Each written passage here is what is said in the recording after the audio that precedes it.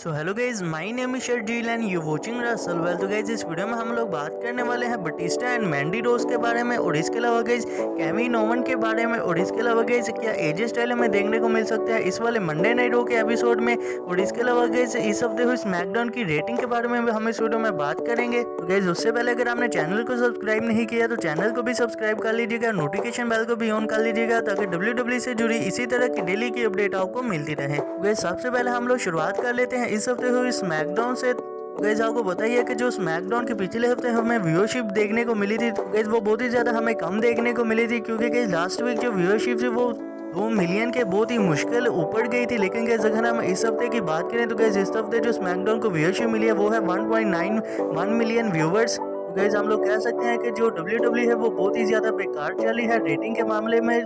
पहले जो Monday night रो की रेटिंग थी वो तो बहुत बेकार जा ही रही थी, लेकिन गाइस अब ऐसा देखकर लग रहा है कि जो स्मैकडाउन की रेटिंग वो भी हमें आने वाले टाइम में बहुत ही ज़्यादा बेकार देखने को मिलेगी। तो गाइस ऐसे में हमें आने वाले टाइम में WWE के फैंस तो WWE की रिंग में रिटर्न करते हुए दिखाई दे देंगे। तो गाइस भी देखते हैं क्या हमें जो WWE की लाइव ऑडियंस है उसके बाद हमें WWE के शोज यानी कि रो, स्मैकडाउन और NXT की व्यूअरशिप में फर्क होता दिखाई देता है या नहीं देता। गाइस इसी के साथ हम लोग बढ़ते हैं हमारी नेक्स्ट अपडेट की तरफ। तो गाइस ये जुड़ी है बटिस्टा से। गाइस आपको याद ही होगा कि हमें पिछले कुछ टाइम में हमें डेना ब्रूक और बटिस्टा के दरमियान बहुत ही ज्यादा गर्मा गर्मी देखने को मिली थी, जहां पर गाइस जो बटिस्टा थे वो डेना ब्रूक के ऊपर लाइन मार रहे थे। तो गाइस हमें इन दोनों के दरमियान ट्विटर के ऊपर बहुत ही ज्यादा गर्मा गर्मी देखने को मिली गई थी। गाइस अब ऐसा देख कर लग रहा है कि जो बटिस्टा है वो किसी और के ऊपर अब लाइन मारना शुरू हो गया, क्योंकि गाइस हमने कल देखा था कि जो मैंडी रोज है उन्हें लेग में बहुत ही ज्यादा इंजरी आ गई थी, जिसका गाइस उन्होंने ट्विटर के ऊपर भी कैप्शन डाला था। तो गाइस उस कैप्शन में उन्होंने लिखा था कि वो सोनिया डेविल की वजह से ही ये सब कुछ हुआ है और वो सोनिया डेविल को अब बिल्कुल भी नहीं छोड़ने वाली। तो गाइस इसी वाले ट्वीट के ऊपर बटिस्टा की नजर पड़ी और गाइस उन्होंने इसका रिप्लाई करते हुए कहा कि मैंडी रोज तुम्हें तो गालियां भी नहीं देनी आती या फिर तुम्हें कुछ कहना भी नहीं आता। गाइस ऐसे में ये वाली चीजें देखकर लग रहा है कि जो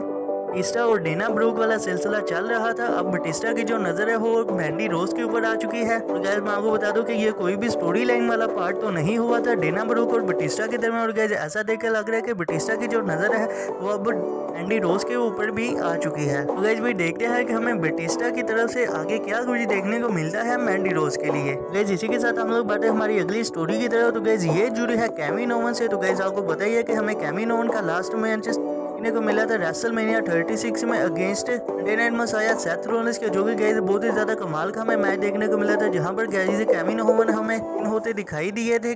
गाइस ऐसे में काफी सारे जो फैंस है वो गाइस सोच में पड़ गए हैं कि हमें सेथ रोलिंस और WWE चैंपियनशिप के लिए मैच के लिए देखने को मिलने वाला है। लेकिन गाइस जो केविन ओवन है उन्होंने सेथ रोलिंस को हराया था, लेकिन वो हमें मंडे नाइट रो के एपिसोड में नहीं देखने को मिल रहे। लेकिन गाइस केविन ओवन के ऊपर अब एक बहुत ही बड़ी अपडेट आई है। तो गाइस केविन ओवन ने अपनी अपडेट में कहते हुए कहा कि मुझे एक इंजरी का सामना करना पड़ रहा है और उन्हें एंकल में इंजरी वगैरह है। और गाइस उन्होंने ये भी बताया कि उन्हें सर्जरी वगैरह भी कराई, उन्हें इतना भी ज्यादा सीरियस मामला तो नहीं है और वो WWE की रिंग में रिटर्न कर सकते हैं। गाइस ऐसे में अगर देखा जाए तो गाइस हमें केविन ओवन की बहुत ही बड़ी इंटरव्यू देखने को मिल सकती है, या फिर हमें केविन ओवन जो हमें मंडे नाइट रो में देखने को मिलने वाला है गोल्ड लीग मैच, जो कि गाइस स्पोर्ट के लिए होने वाला है, जो कि Money in the Bank men's ladder match के लिए होगा। तो गाइस क्या पता हमें मनी इन द बैंक के लिए केविन ओवन मंडे नाइट रो में ही अपना रिटर्न करते हुए दिखाई दे दें, या फिर गाइस इसके अलावा अगर ना हुआ तो गाइस केविन ओवन शायद हमें मनी इन द बैंक 2020 में ही अपना रिटर्न करते हुए दिखाई दे सकते हैं और गाइस वो इंटरफेयर कर सकते हैं WWE चैंपियनशिप वाले मैच में। और गाइस आपको बताइए जो केविन ओवन है उनकी बहुत ही तगड़ी राइवरी थी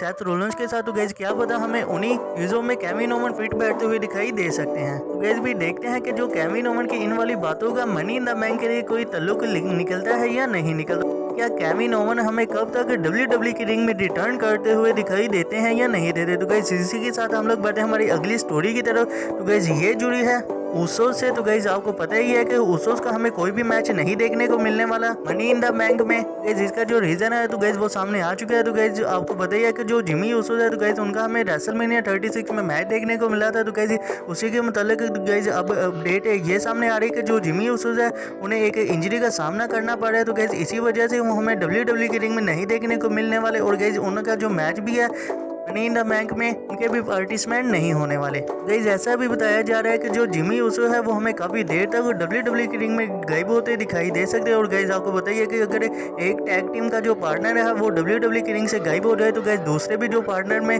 बहुत ही ज्यादा बुरा असर पड़ता है। तो गाइस भी देखते हैं कि जो जिमी ऊसो है हमें कब तक WWE की रिंग में रिटर्न करते हुए दिखाई देते हैं और हमें दी ओसो से कब इकट्ठी होती दिखाई देती है। तो गाइस इसी के साथ हम लोग बढ़ते हैं हमारी अगली स्टोरी की तरफ। तो गाइस ये जुड़ी है मनी इन द बैंक से। तो गाइस मैं आपको बता दूं कि मनी इन द बैंक का जो मैच है वो एक ऑफिशियल हो चुका है। गाइस ये वाला मैच ऑफिशियल हुआ है स्मैकडाउन टैग टीम चैंपियनशिप के लिए। और गाइस ये वाला मैच हमें देखने को मिलेगा मनी इन द बैंक में the New Day versus the Miz and Morrison versus the Forgotten Son और द उच्चा हाउस पार्टी के तरह। और गाइस यही टीमें हमें मनी इन द बैंक में देखने को मिले। और गाइस मैंने आपको बताया भी है कि ओसोस की इंजरी की वजह से हमें ओसोस मनी इन द बैंक में नहीं देखने को मिलने वाले। गाइस भी देखते हैं कि हमें इन चारों टीमों के दरमियान मनी इन द बैंक 2020 में कैसा मैच देखने को मिलता है। तो गाइस इसी के साथ हम लोग बढ़ते हैं हमारी नेक्स्ट एंड फाइनल अपडेट की तरह। तो गाइस ये जुड़ी है एजे स्टाइल से। तो गाइस आपको पता है कि एजे स्टाइल हमें रेसलमेनिया 36 के बाद नहीं दिखाई दे रहे WWE की रिंग में। और गाइस ऐसा होना भी था क्योंकि गाइस हमें बहुत ही ज्यादा कमाल का मैच भी देखने को मिला था अंडरटेकर के खिलाफ बोनयार्ड मैच। गाइस अगर WWE ने इतनी ज्यादा जल्दी WWE की रिंग में रिटर्न करवा ली थी तो गाइस ये बहुत ही ज्यादा अजीब थिंग होनी थी।